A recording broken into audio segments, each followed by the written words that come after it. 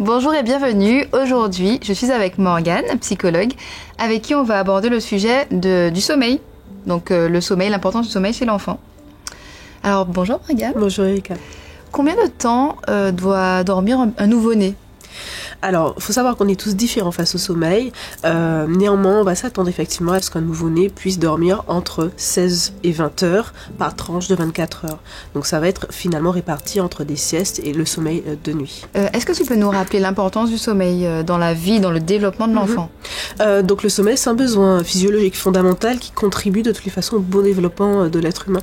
On aura des hormones qui vont être sécrétées, qui vont permettre par exemple, comme l'hormone de croissance, de soutenir le système immunitaire. Ça va être nécessaire finalement pour régénérer un petit peu son énergie, notamment pour traiter les informations apprises en journée, pour la maturation du système du cerveau, pour la régulation des émotions. Bref, le sommeil, c'est vraiment fondamental, vraiment pour le développement de l'enfant. Pour un enfant qui a du mal à s'endormir le soir, on pourrait être amené à penser que peut-être que la sieste devrait être plus courte ou carrément supprimer la sieste. Qu'est-ce que tu en penses ? Alors, il n'y aura pas de bonne ou de mauvaise réponse, mais plutôt un contexte à analyser des besoins qui devront être assouvis. On peut avoir des enfants qui ont des difficultés à dormir parce que pour le coup, ils n'ont pas suffisamment dormi. On peut avoir effectivement également des enfants qui suppriment une sieste parce que leur structuration du sommeil évolue au fur et à mesure, qui fait que la répartition va changer sur le 24 heures et en supprimant effectivement cette sieste, on a des enfants qui peuvent mieux dormir. Donc en vrai, on a vraiment un contexte à analyser, mais ce n'est pas parce qu'un enfant dort qu'il va mal dormir la nuit. Et un enfant qui a des difficultés pour s'endormir la nuit, ce n'est pas nécessairement en lien avec une sieste qui a été proposée dans l'après-midi, bien au contraire. Ok. Et est-ce qu'on doit forcer son enfant à faire la sieste ? Non. Dormir, on propose un endormissement à un enfant, c'est pas dormir envers et contre tout. Si effectivement on a un enfant qui ne dort pas, il faut déjà se questionner sur pourquoi il ne dort pas, est-ce qu'on lui propose des conditions favorables pour lui permettre de s'endormir. Et de toutes les façons, il est vrai que le sommeil va être induit par un contexte bien spécifique. On part en balade en voiture, oui, un enfant peut dormir, mais l'idée c'est pas être vraiment dans quelque chose de envers et contre tout, c'est se questionner sur le pourquoi il y a eu effectivement une difficulté à accompagner un enfant au sommeil. Et s'il ne dort pas, on peut lui proposer un temps calme pour lui permettre finalement de s'apaiser, de réduire un petit peu les stimulations et de recharger les batteries jusqu'au prochain dodo. Comment savoir en tant que parent de combien de temps l'enfant a besoin de dormir pour être en forme ? L'idée c'est vraiment d'observer son enfant, d'observer ses fenêtres d'éveil, c'est-à-dire sa capacité à rester éveillé avant d'être fatigué.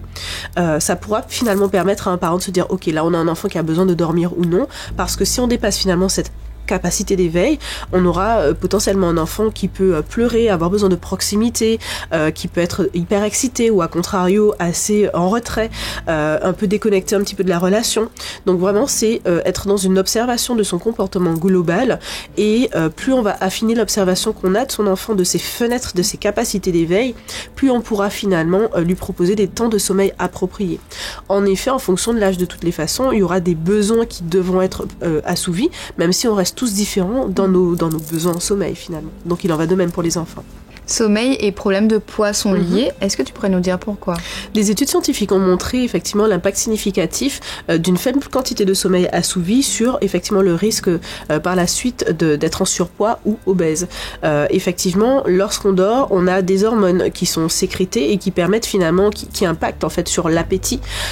Donc en effet, en fonction de la quantité de sommeil assouvi, ces hormones seront plus ou moins sécrétées. Par ailleurs, même si lorsqu'on dort, on ne bouge pas, on régénère ses batteries qui nous permettent le lendemain d'être en mouvement et de se dépenser. Donc effectivement, il y a un lien entre poids et sommeil. Est-ce qu'on doit réveiller son bébé pour manger ou est-ce qu'on doit réveiller son enfant pour manger ?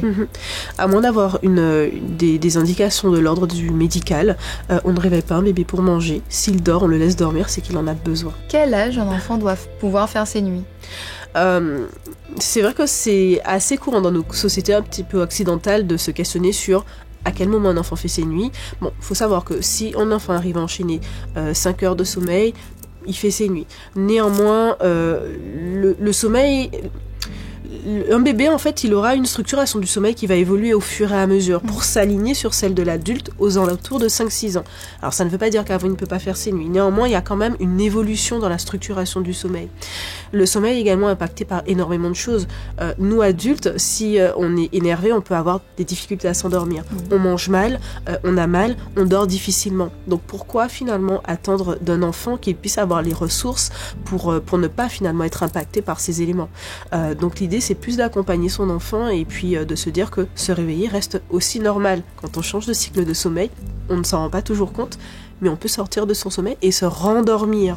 On sort de son sommeil pour aller aux toilettes. Donc l'idée c'est vraiment de se dire que voilà, et on a une structuration du sommeil qui évolue, donc l'idée c'est vraiment d'accompagner son enfant à ce niveau-là pour qu'il puisse avoir un sommeil de meilleure qualité.